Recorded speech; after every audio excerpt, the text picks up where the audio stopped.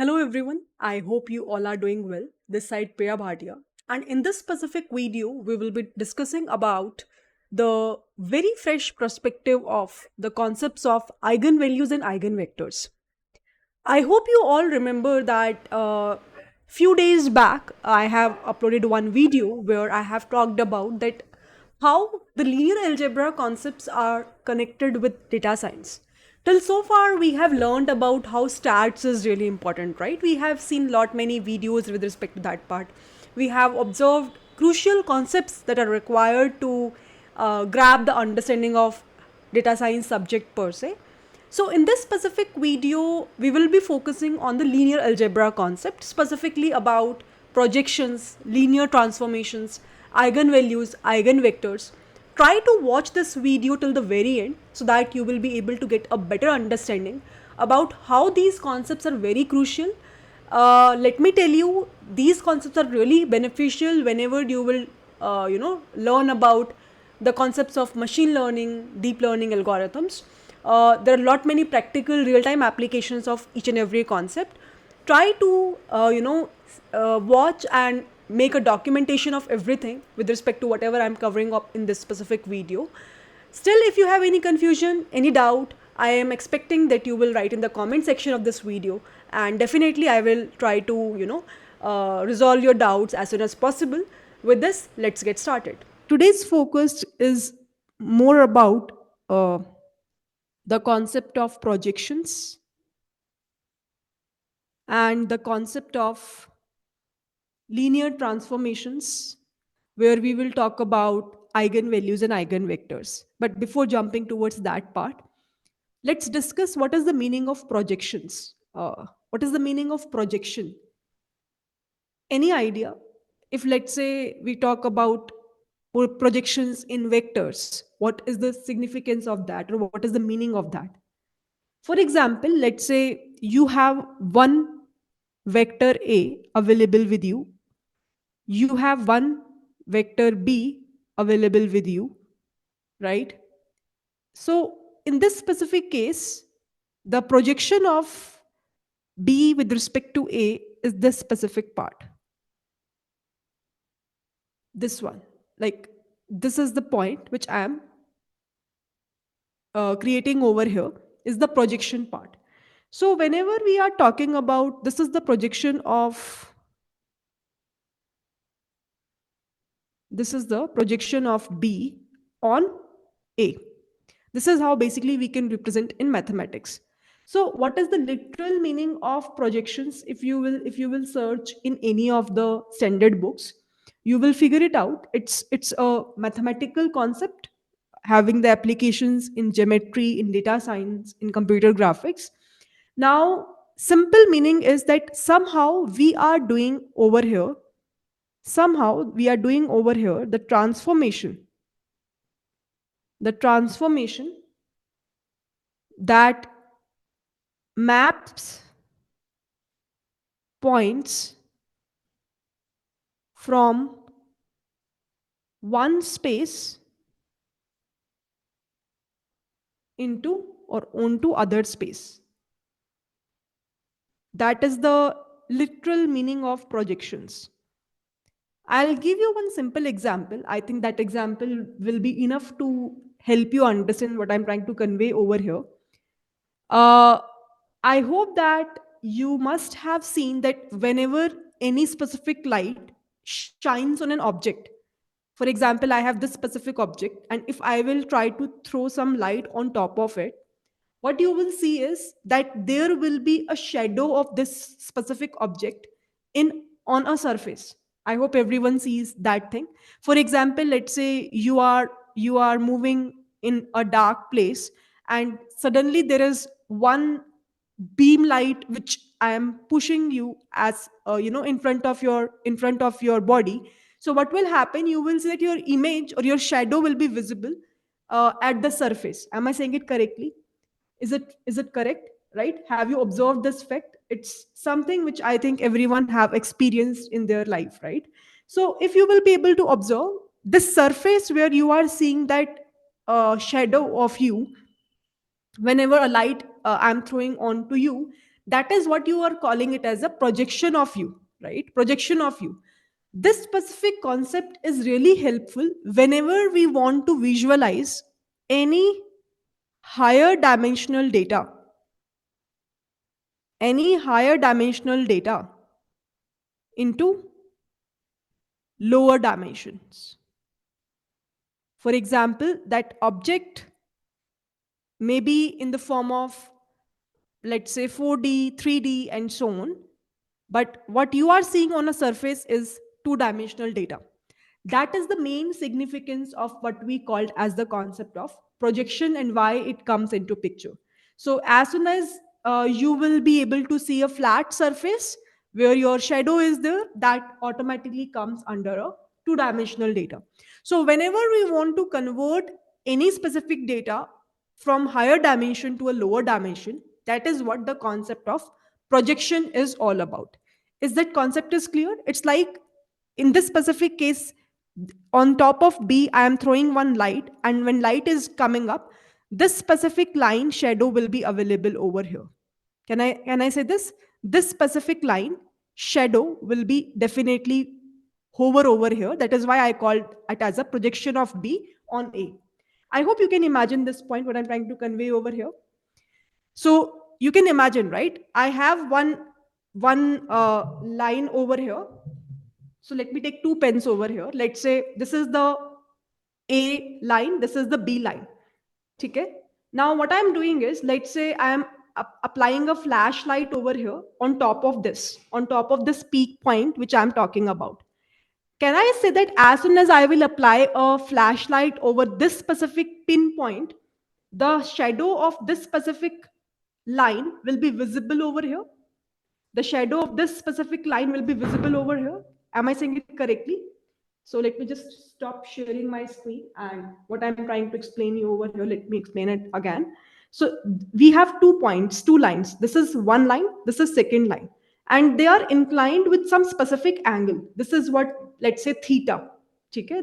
They have some angle. It may be, you can say 30 degree or 60 degree. But what I'm trying to convey over here, let's say it's a 45 degree. It's exactly, let's assume, inclined like this. Now, this specific point, on top of this, if I'll apply any specific light, maybe that is a beam light, and as soon as I'll apply over here, and let's assume it's a dark room, what I will observe is that this shadow of this specific light will be visible over here. Over here. So this specific line, which I am seeing on top of below pen, can I say this is a projection? This is a shadow. This is a projection. This is not something, it's an actual thing. This is something which I can see as a shadow. That is what, when I am getting from this to this, is what I am calling it as a projection of the point B. Let's say this is B, this is A. This is projection of B on A. Projection of B, B line is this. I am seeing a projection of this specific line, which is a B line on A. So that is how we term in mathematics projection of B on A. Is this clear now? What I'm trying to convey over here as a part of projection? Any doubts in this part? Anyone? Shall we move ahead? Chale aage. Now, why we are discussing this point today, right? Till so far we were discussing about stats, we were discussing about population sample, where this come into picture. So in data science, you will observe there are several applications wherever you want to convert your higher dimensional data into a lower dimensions. So there are many applications in data science. There are many applications in data science, especially I'm talking about, because we belongs to this specific domain, and I'm expecting that you are also curious to learn about this specific domain only in your future. So I'm just focused about this domain. I'm not focusing on how in physics it is useful, or how in other practical real time it is useful. Specifically in data science, for example, let's say in future you will work with one algorithm which is called as PCA, Principal Component Analysis. Principal Component Analysis. If you want, you can also explore at your end. after the class will get over today. But definitely, when you will learn about machine learning concepts, again, this is one of the algorithm which is a part of a dimensionality reduction techniques. This is a part of a dimensionality reduction techniques. What is the meaning of this? Uh, let's say dimensions means in machine learning perspective, we are talking about the features. We are talking about the columns in a given data. So what we are saying is that at any point of time, if you want to reduce your dimensions, if you want to reduce the number of features, maybe you have 50 dimensions, 50 number of features in a given data, and let's say they're too much, which makes your model a very complex model. It contains a lot of ambiguity and is not able to give you a favorable result. So at that point of time, it's a very important technique which we usually use to reduce the dimensions into 2 or 3 dimensions, right? So that is where you will understand the concept of projections. That is where the concepts of eigenvalues, eigenvectors you will learn. So that is where you will observe that this is really an important concept which everyone should know. Apart from this, again, always remember in research specific things. For example, in the research in healthcare domain with respect to genetics, right? DNA, specific things where definitely as a human being we don't have a ability to visualize the higher dimensional data. Even doctors don't have. So what we want at the end of the day, that if let's say as a human being someone is applying any kind of a knowledge in terms of data analysis, so what we want at the end of the day, that we should have that kind of a data which we will be easily able to interpret. And again, in that concept, this specific technique of PCA will be applied to reduce the dimensions and then to get the analysis being done. So all in all, what I'm trying to convey over here, that at any point of time, if your need is to reduce the number of dimensions, that is where this concept of projections will come into picture. Is that part is clear to everyone? So decreasing the dimension projection is used. Yes, that is the nutshell which I can say. This is the application.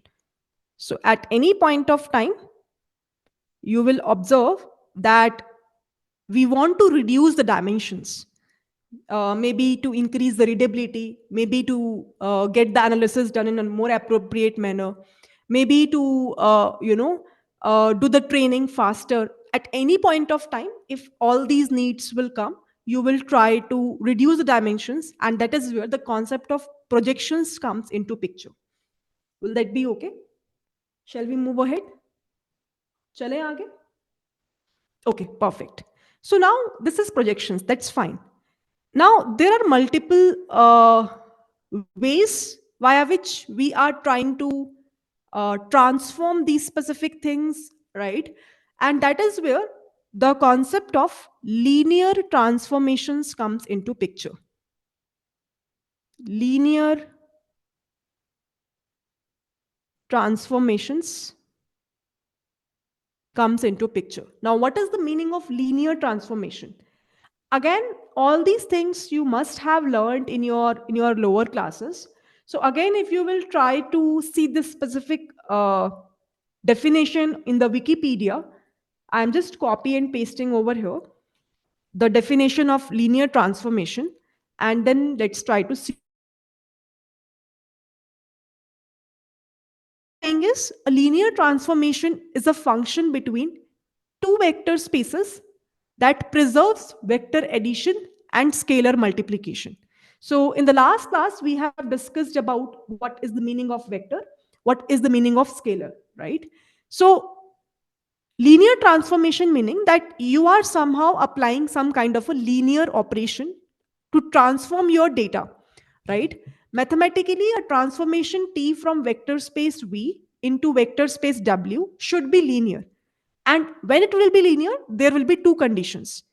If let's say you are having one vector of T of U plus V, that will be equal to T of U plus T of V. This is property is called as additivity. Another property is homogeneity. Means if let's say you have one vector U and you are multiplying any scalar quantity, any single quantity into that specific vector. So what will or what should happen? It is nothing but c times t of u. So you are just increasing the strength of that specific vector which you're talking about, right? So in simple terms, linear transformation takes vector from one space, maps them into another space, while maintaining the operations of vector addition and scalar multiplication. So if you will be able to see here, we are trying to transform one vector into another by maintaining the property of linearity. What is the meaning of linearity? Either you are following the property of additivity or homogeneity. That is something which is very, very important to understand. So, like we have the projection of B over A. Can we do it vice versa? Yes, we can do it vice versa as well. Uh, like, what you are saying in terms of vice versa, like, do you mean to say that in the x-axis we have B and in the y-axis we have A, and then we are doing projection like that? Or you are saying A to B like that with the same state? That is also feasible. Like, you want to rotate over here, so same thing you can do vice versa as well. Here we are just to demonstrate you in a proper manner. I have taken B over here, but you can take A over B as well, right? Depending upon how and where that kind of a light you are throwing, accordingly your projection will get changed, right? I hope it makes sense. Is it fine? Okay, perfect. So linear transformation, the basic definition is this. Now, why we are discussing about this linear transformation again? This linear transformation is really helpful again in the application of dimensionality reduction, in the application of wherever you want to standardize and normalize your values, or where you want to, let's say, apply the PCA technique. What is the meaning of standardization or normalization? The simple meaning is that you are trying to convert all your values into some specific standard range. Again, in a machine learning subject, you will observe that, and even in deep learning as well, that if let's say you will be having a data points available, multiple columns are there, and one column is having a huge value, another column is having a small value. So it's a you can say pre-processing step where we try to convert all of the values into one specific range, and that is where again you will try to apply some sort of transformations, linear transformations, right? You will try to convert all of your values into one specific standard range, so that there will be no as such biasness over there whenever you are training your model. And second important thing, when you are doing a PCA, same thing you have to again take care of, that whenever you are trying to transform your features or whenever you're trying to reduce your features, you need to take care that all the important information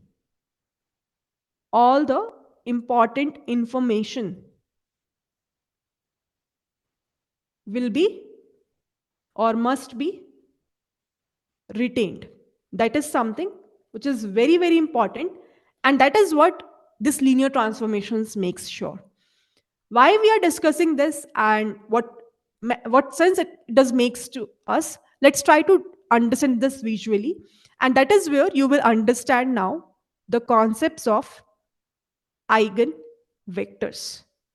So let's try to jump with respect to the visualization first, and then I think you will get a better idea. So this link I will try to share in the chat window as well. If you want, you can, you know, maybe bookmark it somewhere as well. So this is by three blue, one brown. It's a YT channel. You can refer this channel as well to understand this in a more depth, right? But let me just refresh this page now. And you can see that here we have in this specific matrix, if you will see very carefully, 3, 0, 1, 2. 3, 0, 1, 2. So 3 0 is this green line you can see over here, and 1 2 is this orange line you can see this over here, right? So 3 2 and 1 2, so you can see 1 and 2. So this dot which you can see is pointing towards 1 comma 2, this green dot is pointing towards 3 comma 0. I hope you can see, right? And then we have another vector which is 1 and 1, and we are applying somehow a dot product with respect to these two vectors that we have. So what is the first vector we have? It's the first point is 3 0, second point is 1 2, and you can see both of these points are available over the visualization part as well.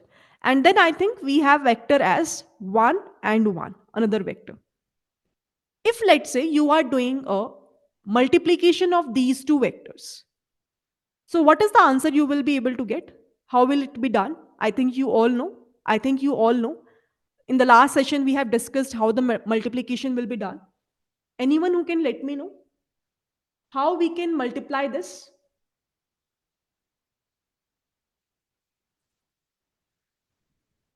How we can multiply this?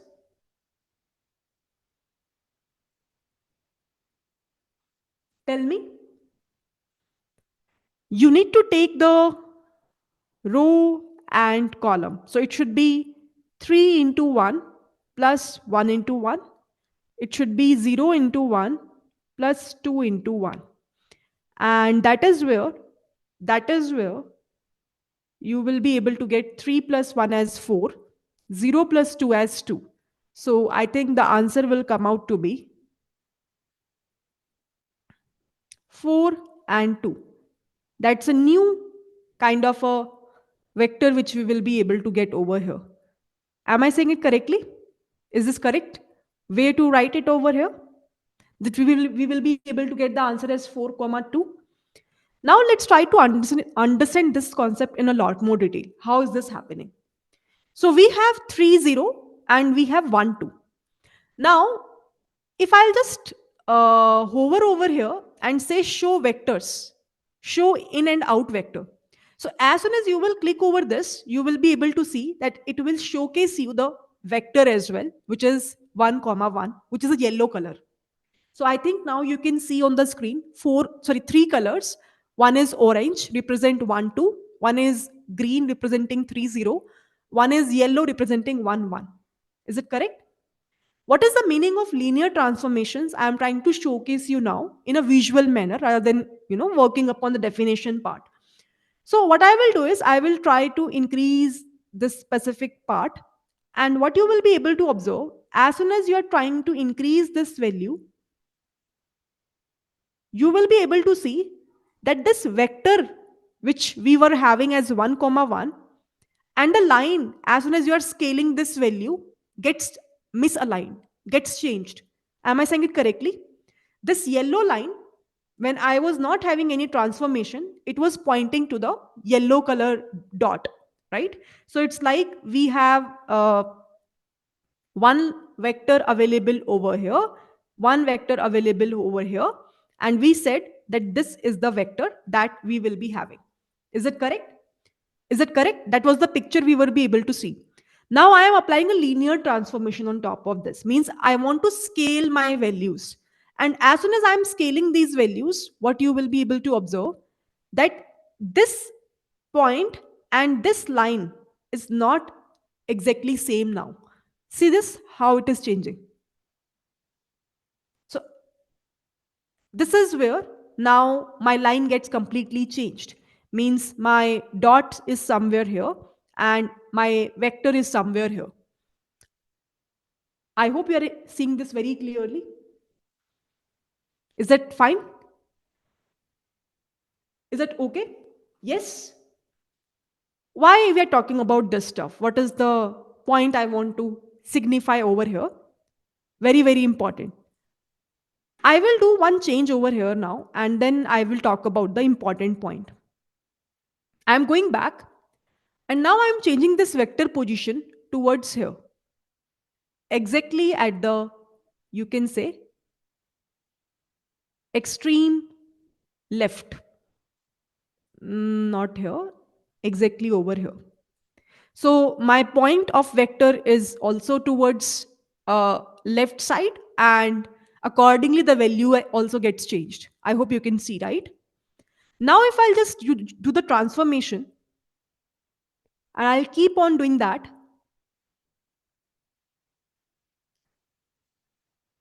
I'll just want to directly place over here. Now if I'll do, I think it is exactly the same.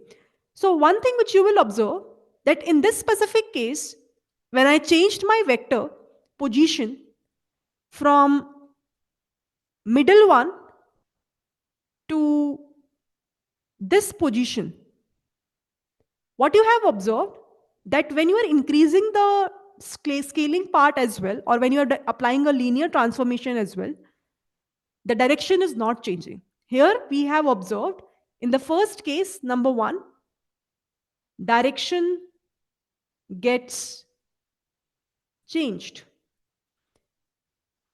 And in the second case, we have observed direction does not changed. Have you observed this, everyone? Both of the examples, right? So always remember, I'm now speaking the main thing, what I'm trying to convey over here. Always remember that eigenvector is nothing but is a linear transformation of linear transformation of a vector only. But the main thing is, in this case, there will be no change in direction. There will be only a change in terms of magnitude, but direction won't get changed. It means, what I'm trying to say over here, that the important property of eigenvector is this. You will find this in a lot many standard books. Again, I'm copying it over here so that you will get an idea and you will get the exact statement what I'm trying to convey over here. Eigenvectors are direction vectors that remain unchanged in direction. It might change in magnitude when the linear transformation is applied.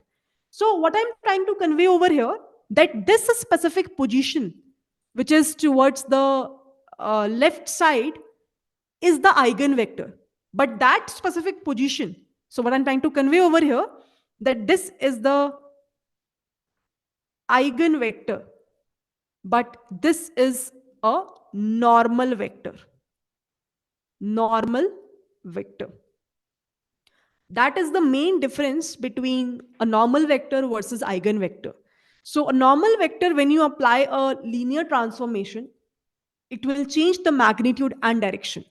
But when you are applying on the eigenvector, this specific scaling part or linear transformation part, what you will be able to observe, that even though the scale may get changed, magnitude may get changed, but after doing a transformation also, direction will remain same.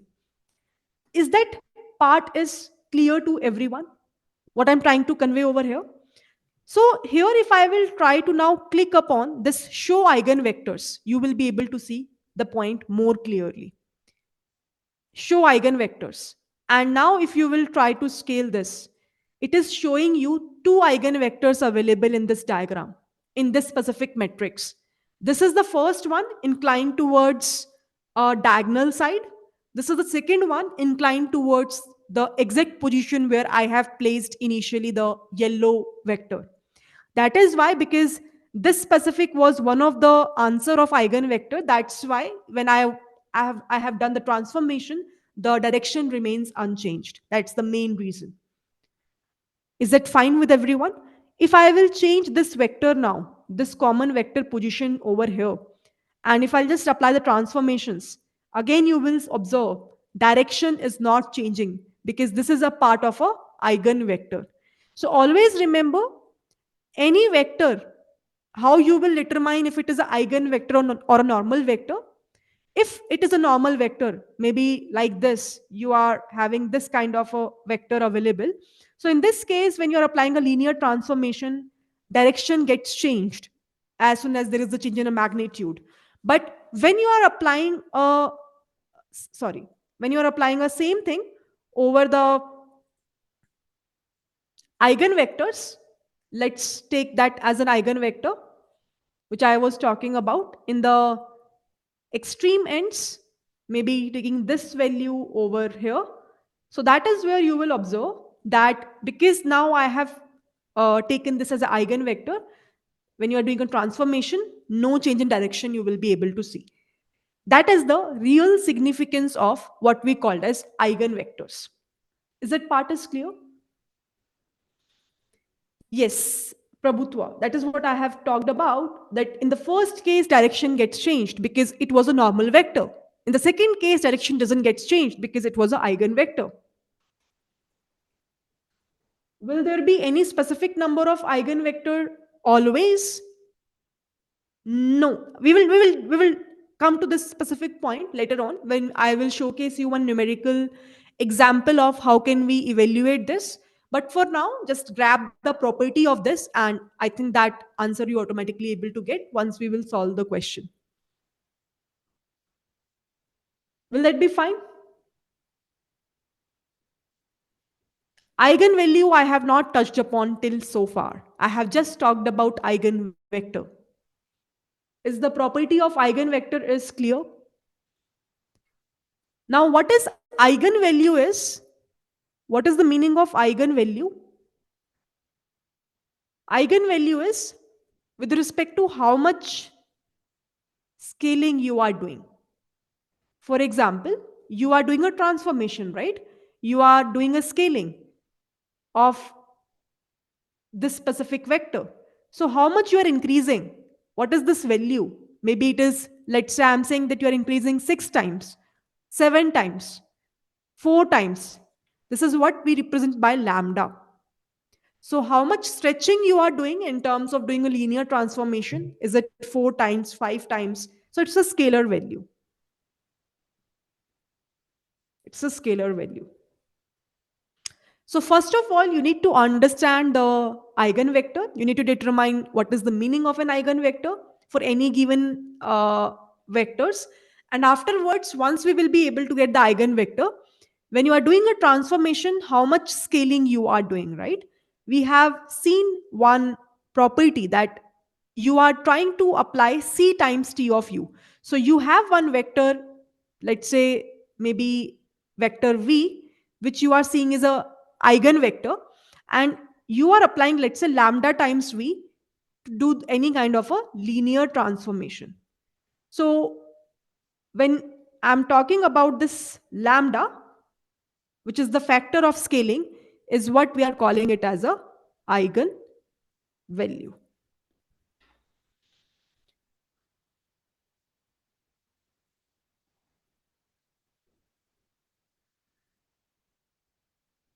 Again, I am repeating, how can we differentiate between normal vector and eigenvector? When we are, let's refresh this again. Here you can see, let me again show the vectors. And here you can see that this is a vector which is available with us. And we are trying to do a matrix multiplication of 3012 with 11, which is a vector available with us. Now, when we are doing a scaling of this, what we are observing is that as soon as we are scaling these values, as soon as we are doing a linear transformation and scaling these values, the vector position is 1 1, but the scaled direction automatically gets changed. Direction gets changed. And you can see the main difference over here, that in this specific case, your vector was at some different location, whereas the scaled value direction is at different location. This was the position of the vector, which is 1 comma 1, and this is the direction after scaling which we are getting, and both of them are at different direction. Direction is not exactly initially where it was. Initially, it was at here, but now it has completely significantly changed to some other direction. That is where we call it as a normal vector. It's not a property of a eigenvector. What eigenvector says is that if you are, let's say I'm changing the vector now completely.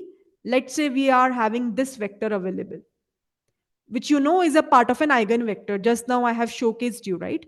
So accordingly, my vector dimensions gets changed. It's minus 1.10 and 0.01. Now, if you will apply any kind of transformations, what you will observe in this specific case that when you are scaling these values with respect to this new vector which we have discussed now, what happened over here is that the direction direction remains unchanged for this new vector. For this new vector, direction remains unchanged from the initial process to the ending process. And that is where we call it as a part of a eigenvector. It's not a normal vector.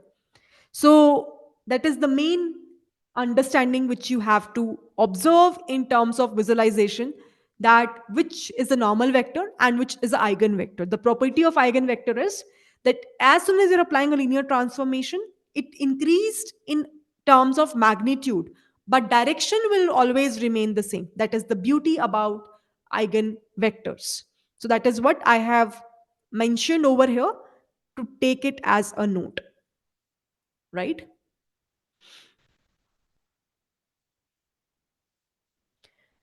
Eigenvector is moving in one axis in this case. Yes, that's correct. So it is not jumping towards any other axis. This axis, wherever it is starting, in whatever axis it is starting, it remains same. It remains unchanged. Eigenvalue defines how much, yes, what is the strength of the linear transformation that you have applied, how much bigger line you will be able to get. So as soon as you are stretching these values with your cursor, you are increasing the strength of that line, right? It is keep on increasing, right? You can observe this line keeps on increasing. So how much is the scaling you are doing? Is that bigger or higher or lower or smaller? That is what we are calling it as a eigenvalue. So that means in three x's it will only move in two x's. It is. I didn't get your point, Mayank. What you trying to convey over here? In three x's, here we are talking about, by the way, two dimensions, right? X and y. This is negative x. This is negative y.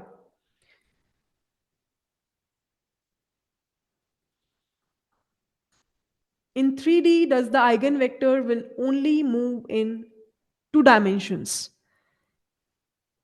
How you correlated that thing with the number of dimensions?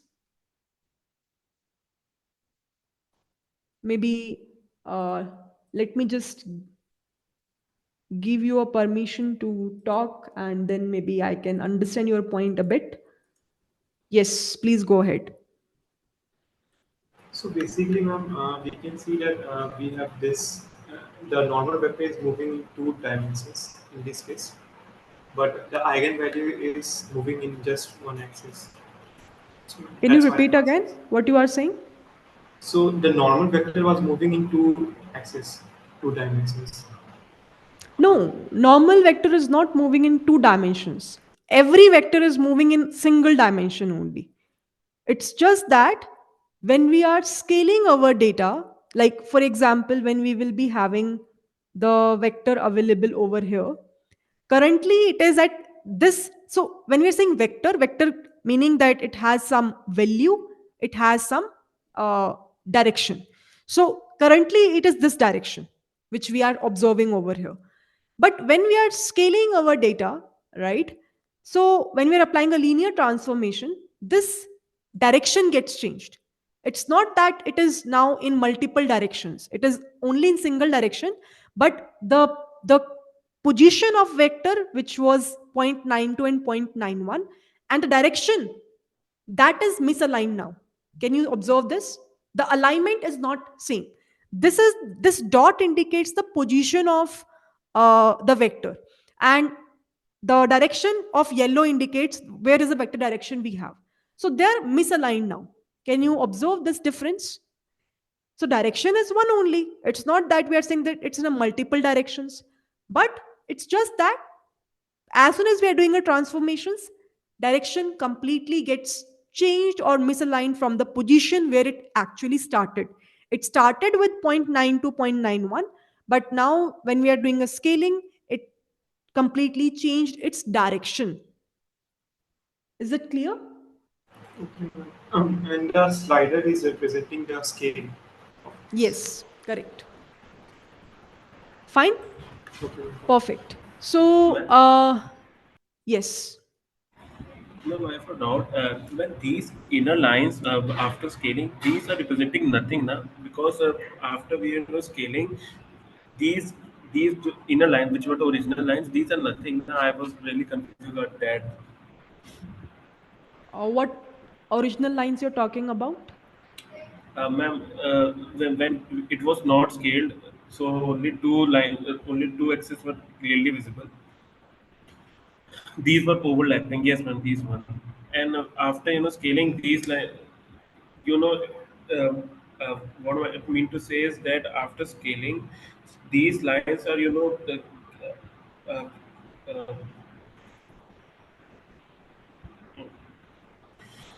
understood, ma'am. I understood. It's okay. You guys can take your time. After this class will get over, you will get the recordings as well. And you can just explore and do your research a bit on top of whatever I'm explaining over here. Ask the question Telegram group, discuss with each other. And then maybe in the next class, you can have a doubts if you can have, right? One thing which I want to showcase over here is that if you will be able to observe over here, there is something called as determinant. It's a quite interesting concept. I told you in the last class as well that you can have a brief recap of this concept as well. What is the meaning of determinant? For example, if let's say we have a matrix available, which is maybe 2, 3, 4, 5. So if I'll ask you with respect to this matrix, what is the determinant? What will be your answer? How we evaluate determinant? So I'm not going in that much mathematical cycle over here, but I really want everyone to just revise these concepts of determinants and the properties for the same. At your end, yes, it will be nothing but how can we evaluate usually? It is nothing but you will try to multiply 2 into 5, then you will do subtraction minus with respect to 4 into 3, right? So you will say 4 into 3. So it will be 10 minus 12. It will be minus 2. So this is how basically we can evaluate the determinant of any given matrix. Okay. Now, what actually this determinant represents, if you will try to see, this represents the volume of a region. So here you can see that in this specific case, this yellow region which you can see is a determinant. This is the inference for the same. As soon as you will try to scale these values, initially, if you remember, it was in a square form. Now it is in the form of a trapezium, where this is the determinant which we will be able to get in terms of the visualization per se. So the kind of box which you are getting, volume which you are getting, is a determinant in this specific case, right? Eigenvector will remain the same. Whatever transformation you will do, how much scale you will take, you will always observe that its direction will remain the same. Its scaling factor, like the direction is only two vectors we can see. One is towards the x-axis, one is towards the diagonal element with respect to x and y, negative x and y. Now, in mathematics, this is in terms of understanding per se. I have talked about this visualization tool and I took the help of that. But when you are trying to do the mathematics in terms of solving the questions. And again, I am expecting that you must have done it in your lower classes to evaluate the eigenvalues and eigenvectors for any given matrix. But let's try to understand via maths that how these things comes into picture, how we get to know that what are the vectors we will be having for any given matrix. How can we evaluate the eigenvalues for the same, that lambda value, that scaling value, right? So when we're talking about, let's say, a square matrix which is composed of the numbers like 4, 1, 2, and 3, right? This is a matrix that we will be having, let's assume. And let's suppose that I am saying that can you just let me know what are the eigenvectors we have, or what are the eigenvalues we have corresponding to this specific matrix. So what is the complete process for the same? How can we evaluate that? Whenever we are trying to evaluate this specific for any given matrix eigenvalues, we need to solve a quadratic equation which looks something like this. You need to find the determinant of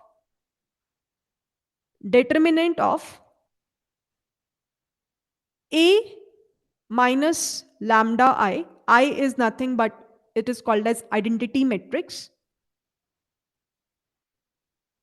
equal to 0.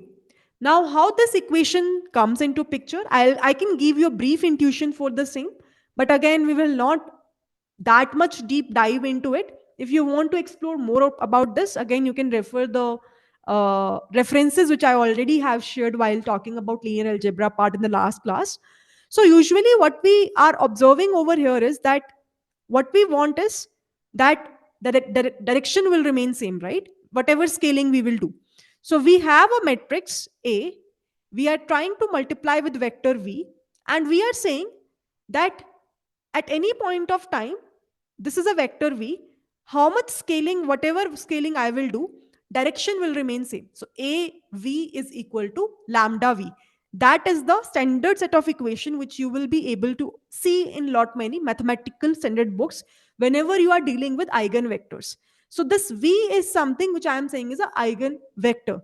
Lambda is something which we are saying is a eigenvalue. So what we are saying is whatever lambda scale you are doing, that factor, whatever you are doing, that direction and the value of A multiplication will be same. That is where you can say that the direction will remain the same.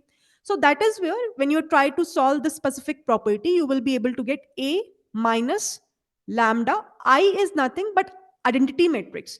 For a square matrix, it will be 1 0 0 1, right? Again, I'm expecting you know this specific thing, but still, this is nothing but we call as identity matrix.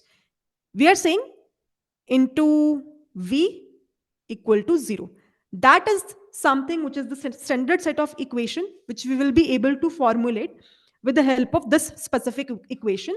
And this equation suggests that, okay, if this condition will be satisfied, that is where we will be able to get that constraint to be true, that the direction remains unchanged, even though we will be able to scale whatever value we want. So for that specific case, to evaluate the value of lambda, you have to solve this equation of determinant. How we can solve this? So when you are saying 4, 1, 2, 3, and then you will be having in another matrix lambda into I. So you are having lambda 0, 0, lambda. And I think again, it's a very, I'm not sure whether we have discussed this property or not, but it's nothing but we are trying to do a matrix subtraction. So how can we do that? What is the value we will be able to get if we try to solve this equation? It will be nothing but is equals to 4 minus lambda, 1, 2, and 3 minus lambda. And again, if you will try to find this determinant, so what is the value you will be able to get? Equals to 0. So you will be able to get the value as, apply the similar formula to evaluate the determinant. It will be 4 minus lambda into 3 minus lambda minus multiply 2 into 1, 2 equal to 0. So if you will try to solve this equation, it will be 4 into 3 minus lambda into 3 minus lambda minus 2 equals to 0. So it will be 12 minus 4 lambda minus 3 lambda plus lambda square minus 2 is equals to 0. Again, this is a kind of a quadratic equation which I am expecting that you must have solved in your lower classes. Minus 7 lambda plus 10 is equal to 0. So there is a formula also to calculate the quadratic set of equations, and there is a way also. For example, 10, so it will be lambda square minus 2 lambda minus 5 lambda plus 10. This is how basically I usually evaluate these quadratic equations, but it all depends on you how you want to evaluate. Again, I'll not discuss that how these quadratic equations will be solved. If anyone doesn't remember these concepts, you must have learned it, that is for sure. I can guarantee this thing, because in our 7th 8th classes, 9th classes, 10th classes, these concepts comes into picture. Just refer those books again, or refer any YT videos for this part per se, and you will just revise these concepts. Now what I'm trying to convey over here, that you will be able to get the two values of lambda, which is 2 and 5. That is what you are getting as an eigenvalues over here. Now it means that whatever be the number of eigenvalues you have, for every eigenvalue you will have a separate eigenvector. Always remember, for every eigenvalue you have a for every eigenvalue a separate eigenvector will be available. So how can we evaluate that? For example, when the lambda is equals to 2, you will try to apply the equation which is a minus lambda I into v equals to 0. So basically this is the main equation you have, right? 4 minus lambda. So you will say 4 minus 2. Then you will be having 1. Then you will be having 2. Then you will be having, I think, 3 minus lambda again, right? Yes. So after this, you will be having a eigenvector which you want to evaluate. You will be having a eigenvector which you want to evaluate. So let's suppose that that eigenvector is, let's say, x and y. What is the vector which is basically eigenvector? That is what I want to evaluate, which is x and y. And this is equals to 0. Now what you will do is, you will try to solve this equation 2, 1, 2 and 1. And afterwards, what you can do is, you can solve this equation to get the value of x and y. So how will you solve this? How will you solve this equation to get the value of x and y? Any idea, anyone? Can you guys solve this equation and give me the answer? What is the answer we will be able to get over here?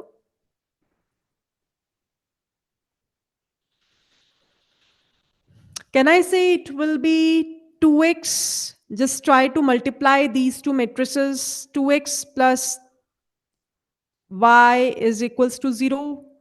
Again, 2x plus y is equals to 0. So we are getting two equations similar to each other. And that is where you can try to solve these equations. What is the value or the relationship which you will be able to get over here when the value of lambda is equal to 2? What is the relationship which you will be able to get? So 2x is equal to minus y, or x is equals to minus y by 2. Can I say, everyone? Can I say that this is a kind of a relationship which we will be able to get? So in a way, negative of 0.5 times of y. This is the kind of relationship, if any vector holds, that is where you will say that this is an eigenvector. Same thing you have to do when the lambda value is equals to 5.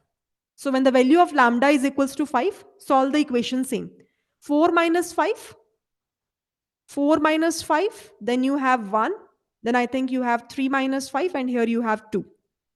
Again, try to solve it for a second vector which you will be able to get. Again, you have second vector as x and y again, and try to apply again a matrix multiplication for this relationship equals to 0. So here it will be 4 minus 5 will be minus 1, 1, 2, and minus 2. Uh, just check whether I'm doing all the calculations correctly or not. And here we have x and y equals to 0. Again, minus x plus y is equal to 0. 2x minus 2y is equals to 0.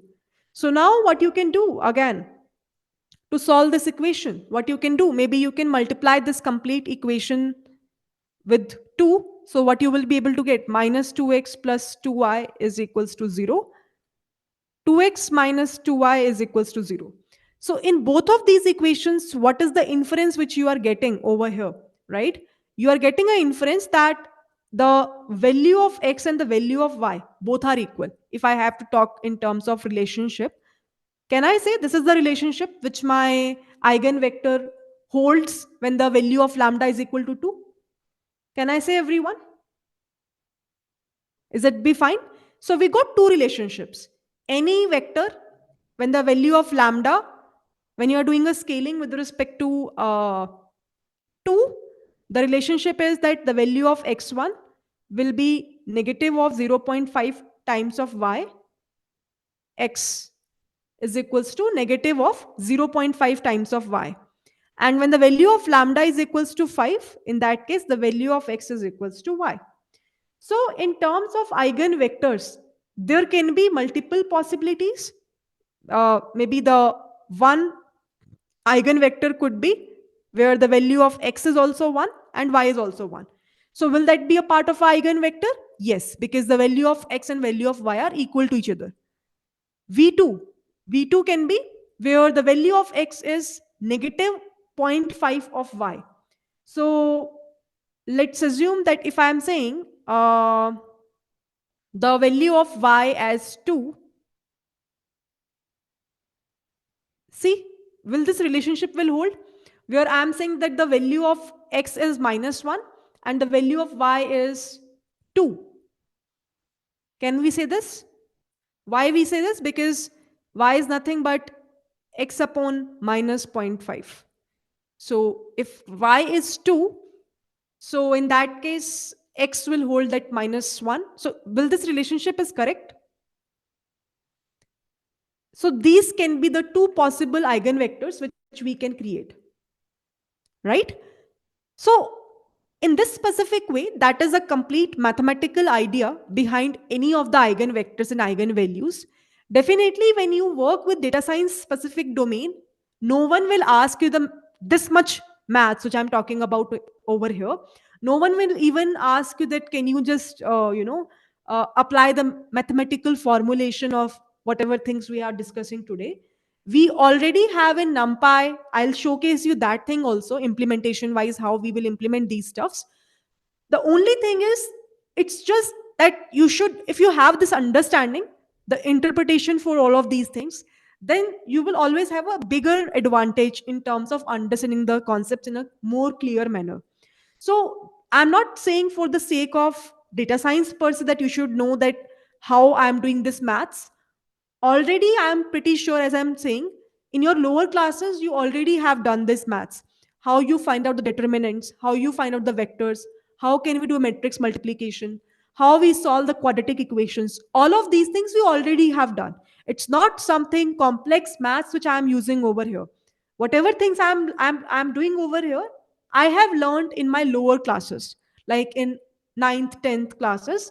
And I think I'm not from that tier one city as well, where I'm going to very hi-fi schools, and that is why I know these stuffs. Very simple, very basic schooling I have done from very small town. So if I think in my schools these kind of things were there, I'm expecting pretty good things in your case, in a best case scenario also.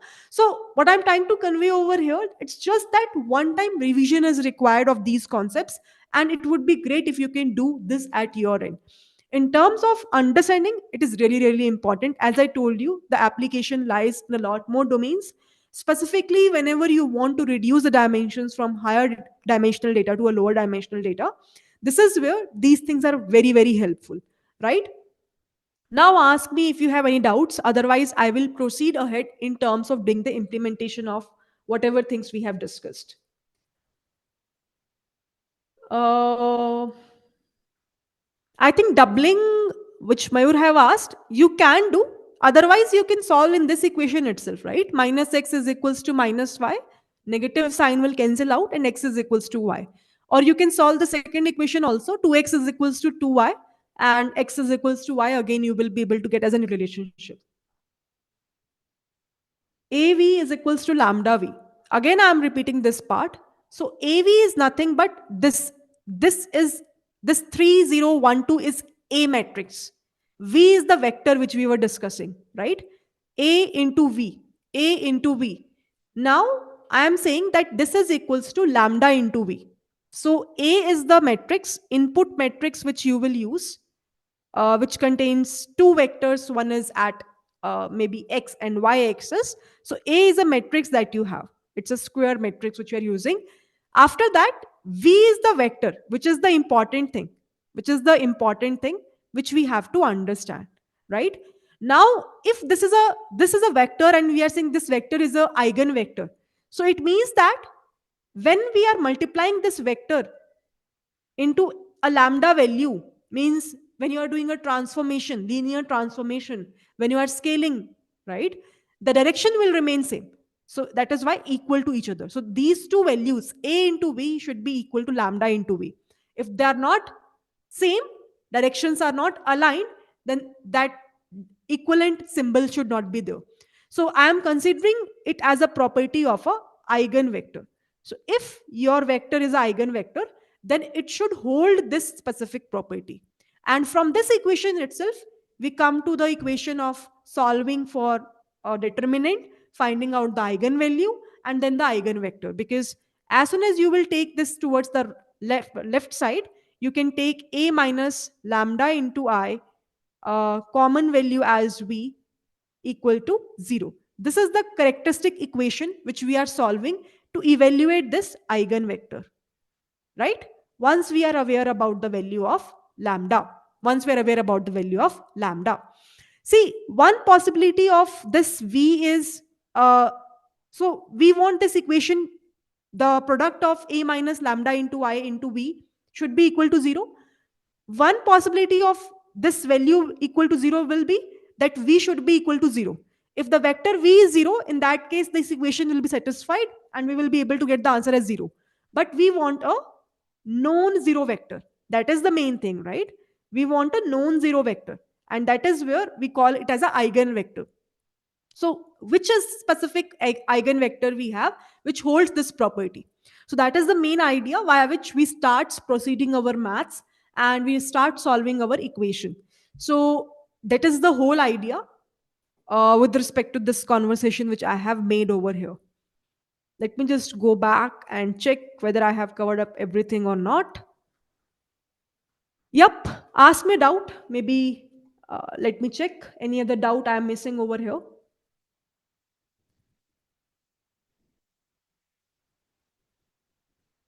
Any doubts, anyone? Is it fine? Now, as I told you again, I am repeating this concept that please don't get worried if you won't understand these equations. Take your time, you will get it. It's not complex. One thing. Second thing, that when you are working in data science domain, no one will ask you to solve these equations. That is for sure. It's just that to know the real mathematics, that how the things are working internally, I'm explaining you today, because that is the whole objective of this course, right? To give you a core idea about the mathematical part of ML, DL, basically data science portion, right? But how will you apply this knowledge when you are solving at your end? That is where, let me open Google Colab. And we will try to take the same example which we have solved numerically today, which is, I think, 4123. And let's try to see that whatever results we are getting, are they correct or not? So let me just zoom a bit. And this is where eigenvalues and eigenvectors. vectors. Let me try to connect a bit. Now, in our mathematical linear algebra part, we have NumPy framework in a Panda in a Python programming language, and this framework is being used heavily to solve any kind of a linear algebra specific task, right? So let's say you are trying to create one matrix A is equals to np dot array, and here you are taking one matrix as 4 comma 1 and another matrix as, let's say, 2 comma 3. Okay, now what you are trying to do over here, you want to calculate the eigenvalues and you want to evaluate the eigenvectors. So what you will do, you will say np dot lean alg. Now this is a you can say specific documentation which you have to refer, where it will be able to provide you the complete eigenvalues and eigenvectors. So we have a function method name called as eig of a. As soon as you will click over it, this it will try to apply the same maths, same equation that we have covered up few minutes back. And now you can print eigenvalues are, and here you can just display that variable eigenvalues. Similarly, you can print eigenvector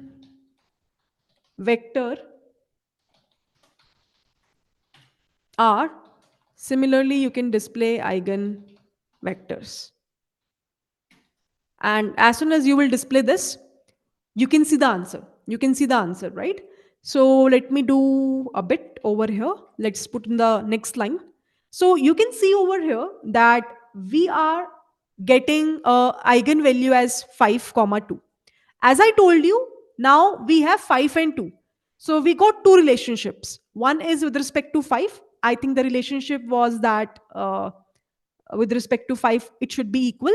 So you can see that the very first vector, eigenvector, which we are getting, 0.70707106778, and this second is again 0.707106778.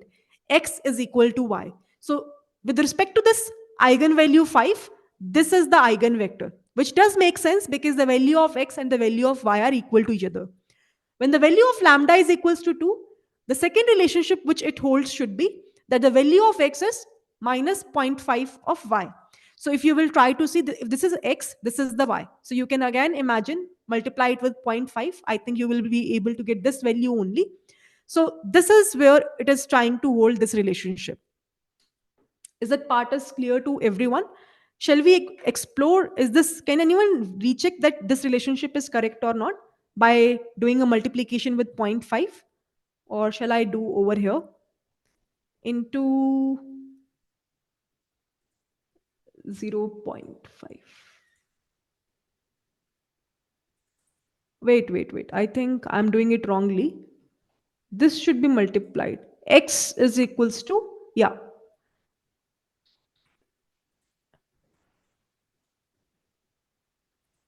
Yep, I was doing it wrongly. X is equals to negative of 0.5 into y. So that is where you can see, if this is the value 0.89442719. So as soon as you will multiply this with 0.5, you will be able to get the value of x as 0.447213595. It is, I think, approximately similar only. They usually take in the precision part internally. So I think 5.9 they have taken it as a 6. But anyhow, this is absolutely correct, right? Is it fine? Everyone is comfortable till so far what I'm trying to convey over here? Is that okay? Yes? Just apply a bit of maths over there. Might be for few people it feels confusing, but it's simple maths. It's nothing big I'm doing over here. It's just that maybe because you are hearing these concepts after a lot of time, because in usually bachelors also we don't spend much time in terms of doing maths.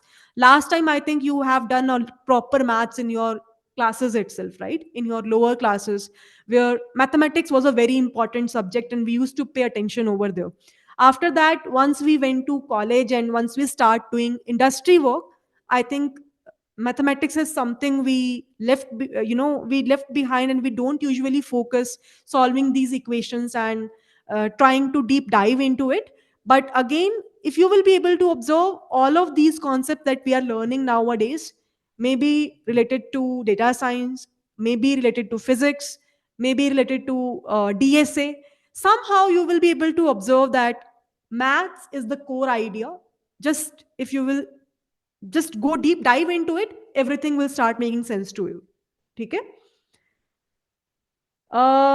Yeah, might be in your college we do have a subject, but again, people don't pay attention in college, because in the college we are very new and we will be like, let's focus on the coding part a lot.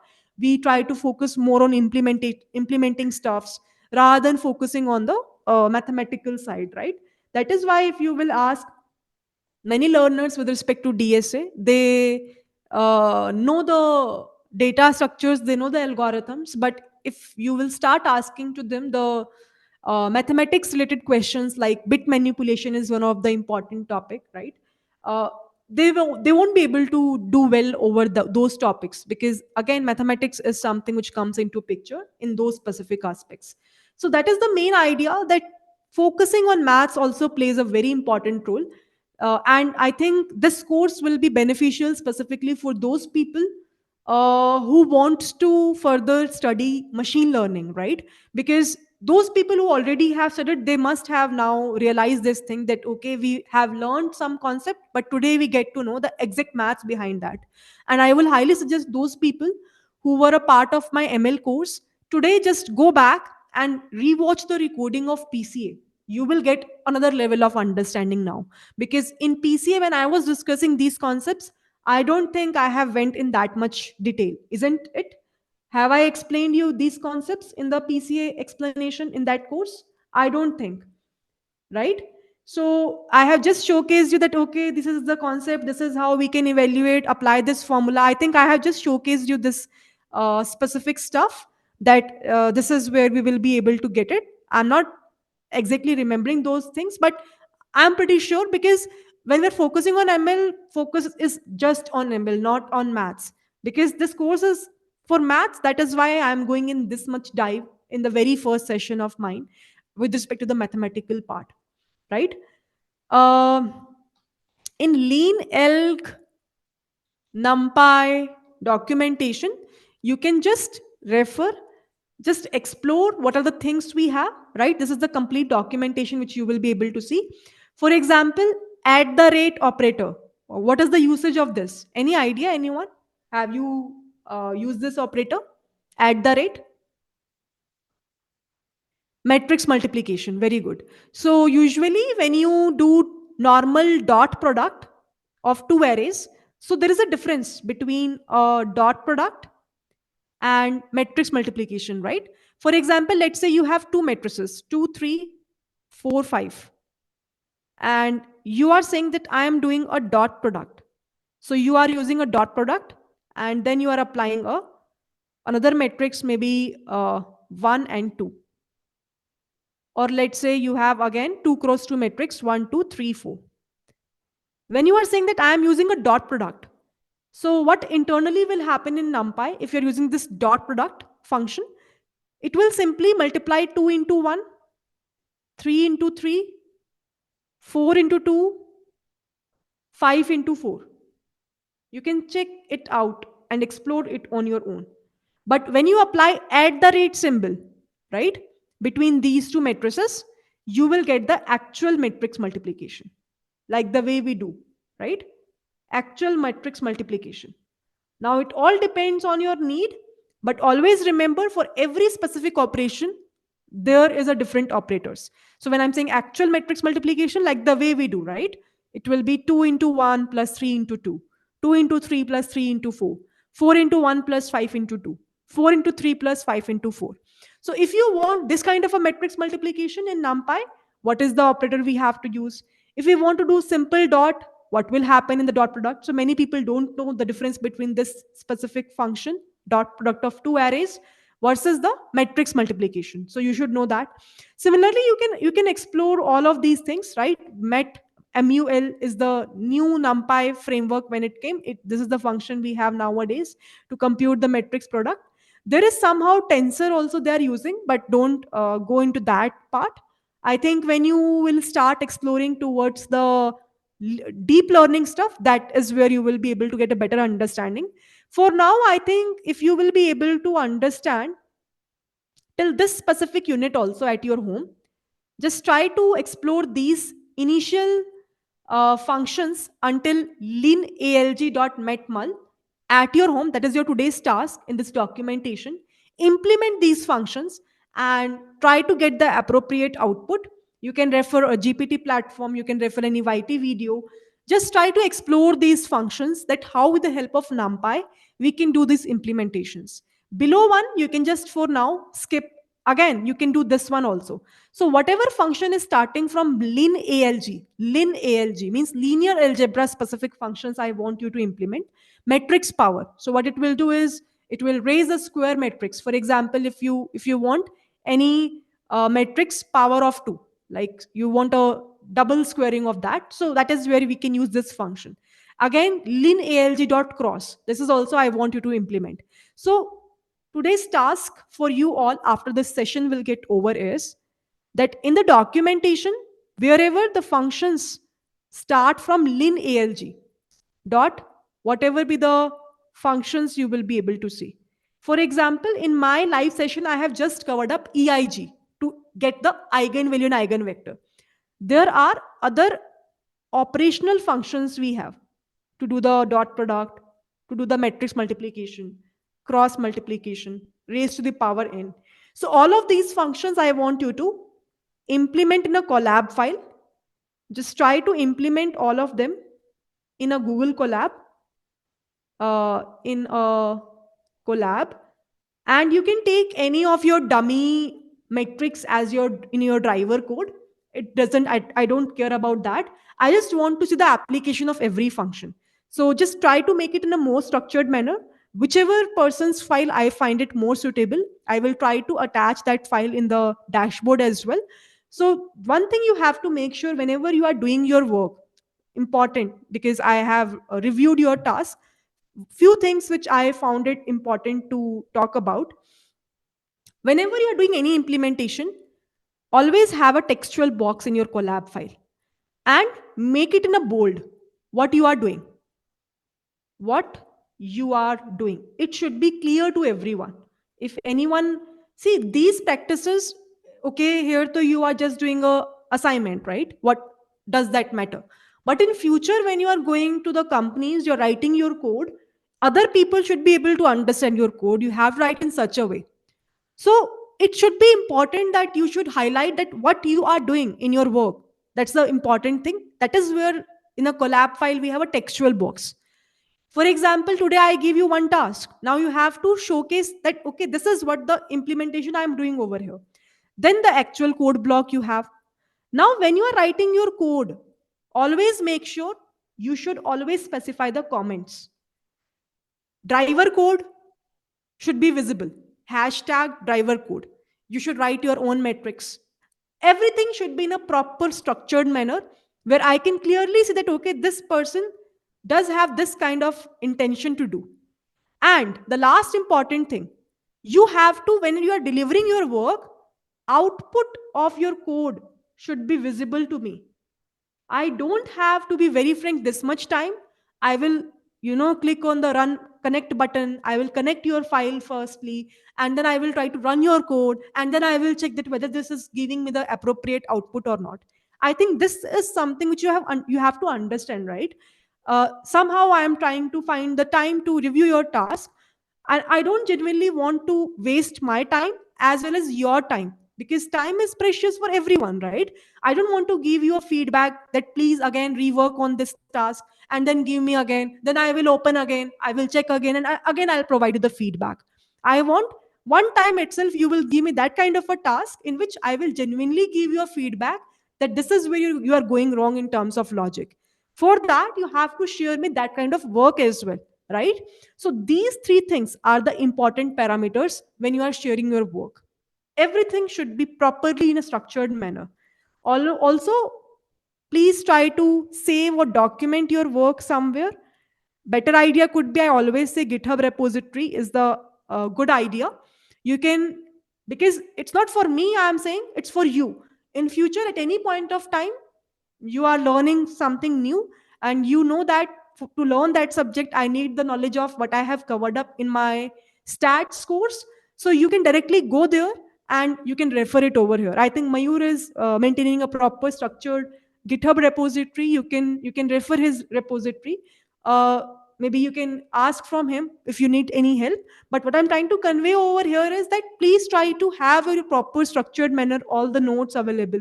Not my notes, your notes, what you have learned. Maybe what I have shared with you, after this, maybe you have solved 10 new problems of eigenvalues, eigenvectors. Maybe you have explored some new article, medium article on eigenvalue and eigenvector. And from there, you take some inferences, write down over there. So it's not my notes which I'm sharing with you, it's your notes on top of what I'm trying to convey over here. I hope it makes sense to everyone, right? Perfect. Uh, if do we need the different operator matrix multiplication of, just let me open it in a bigger screen. Do we need the different operator matrix multiplication of numpy in any case, or we always need? It all depends on your task which you are doing, Mayur. When you will start working with your projects, you will get to know. For example, in deep learning, we always work with the matrix multiplication. We never ever work with the dot product. In the scaling part, which I was talking about, in reducing the dimensions, we usually work with a dot product because we are working with a scaling factor, not with the actual matrix multiplication. So when you will start exploring it, you will get an idea, but you should know the difference between these two for now. When the right time will come, when you will start gaining the skill set of those specific domains, you will get an idea that at what point of time we should go with the matrix multiplication, at what point of time we should go with the dot product.